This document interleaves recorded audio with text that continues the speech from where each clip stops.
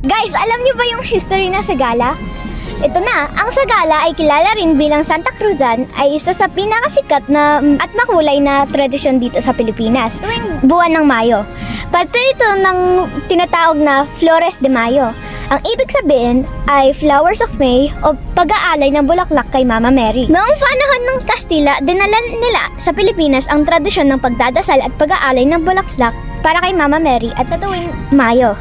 Dahil sa religyoso at mahilig sa selebrasyon ang mga Pilipino, naging malaking bahagi ito sa ating kultura hanggang ngayon. Paano ba nagsimula ang Sagala ay based sa kwento ni Reyna Elena o Santa Elena. Si Reyna Elena ay naghanap at nakakita ng true cross o tunay na krus na pinagpakuan kay Jesus Christ. Kaya mapapansin sa Sagala ay si Reyna Elena ay pinakamaimportanteng karakter. Madalas ay may hawak siyang krus at may kasama siyang batang lalaki na si Constantine. Dito nagsimula ang engranding parade o prosesyon ng mga reyna.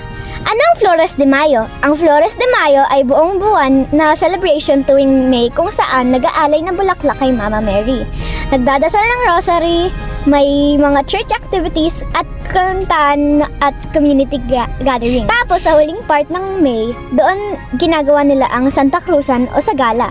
Ito yung parade ng mga reyna na nakagown at sakay minsan yung sa karosa. Ba't maraming reyna sa Sagala? Bawat reyna ay may simbolo o meaning. Halimbawa, Reyna Faye, faith o pananampalataya. Reyna Esperanza, hope o pag-asa. Reyna Caridad, charity or kabutihan. Reyna Verdad, truth o katotohanan. Reyna Elena, pinaka-main character. Kaya hindi lang basta fashion show ang Sagala. May meaning bawat role. Ba't sobrang bongga ng Sagala? Habang tumatagal, naging combination to ng religion, culture, fashion, and Filipino tradition. Kaya nagkakaroon ng magandang gown, flower arrangements, marching band, ilaw at decoration, o kaya karosas at parade. Sa ibang lugar, sobrang engrande talaga ng parang mini pageant o royal parade. Anong kalagahan sa Sagala ng mga Pilipino?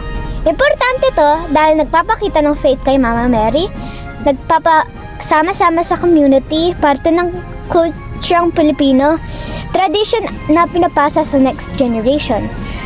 Para sa iba, childhood memory talaga ang Flores de Mayo at Sagala. Sagala noon versus ngayon. Noon, simple lang, traditional gowns, focus talaga sa simbahan. Ngayon, mas modern at creative, may celebrity at social media coverage, minsan may LGBTQ+ Sagala. Mas bongga ang production. Pero kahit modern na, dala pa rin nito ang spirit ng faith at Filipino culture. Fun fact, ang Reyna Elena ay kadalasang may hawak-hawak ng malaking cross sa Sagala dahil siya ang simbolo ng paghahanap sa Holy Cross. Kaya may nagtanong, anong Reyna yung may hawak ng cross? Si Reyna Elena yon. And guys, kung si Reyna Elena ay nakakita ng cross, baka kayo makakita kayo ng bola. So, let's go na Team Jeffy!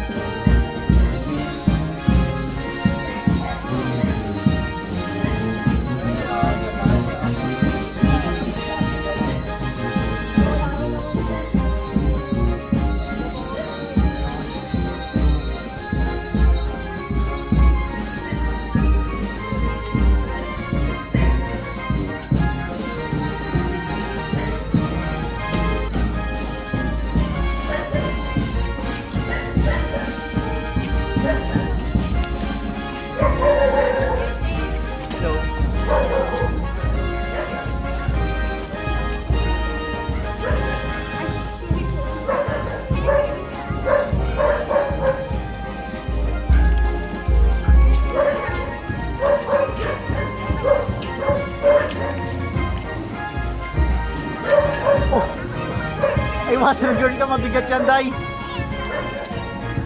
Mabigat yan.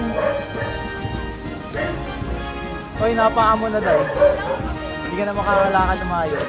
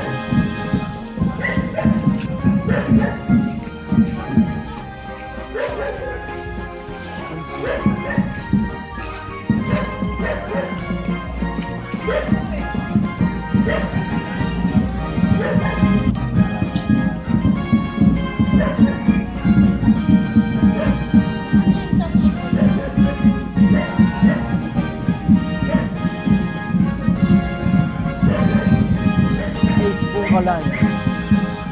Shout out. Saan yung bola? Ay, nakalagsan. Doon sa unahan, water girl daw siya.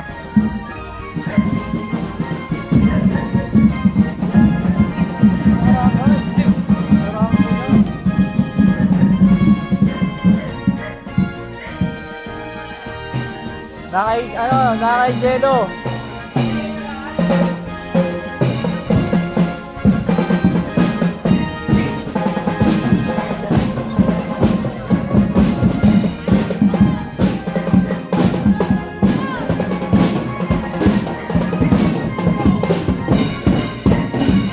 Maraming video ah.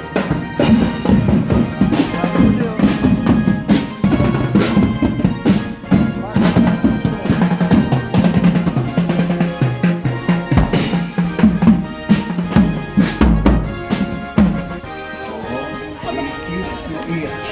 Na siya po ay nakapagsisimba tayo ay lang magpakatulutan awa mo. Si San Isidro, ang unang-una niyang ginagawa, siya nagpupunta sa simbahan at nagdarasal. Ako, kasi napakahalaga ng pagdarasal sa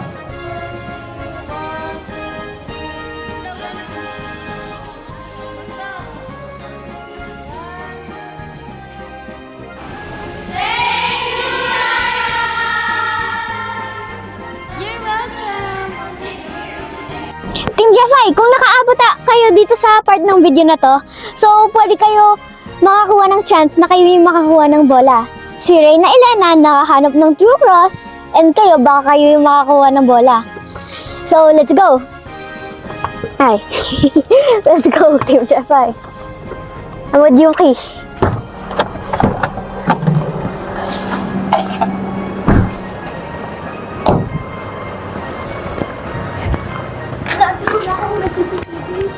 Okay. Sige, napapunta sa pilit. Alam. Tulungan kita. Kita dito eh. Saan ba? Ito ah.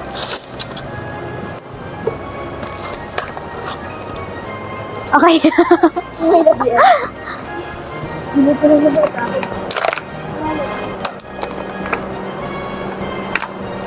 Kita pa ba?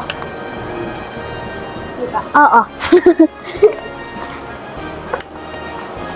So, Team Jeffy, nilagay natin dito sa likod ng mga bamboo. Bamboo ba yan? Bamboo yan. Ta. Oo. Kaya mo kunin yun? Go!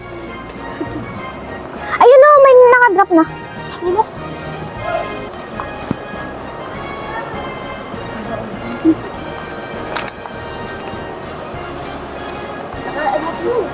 Ayan na, let's go, takbo! Ayan na, abaho!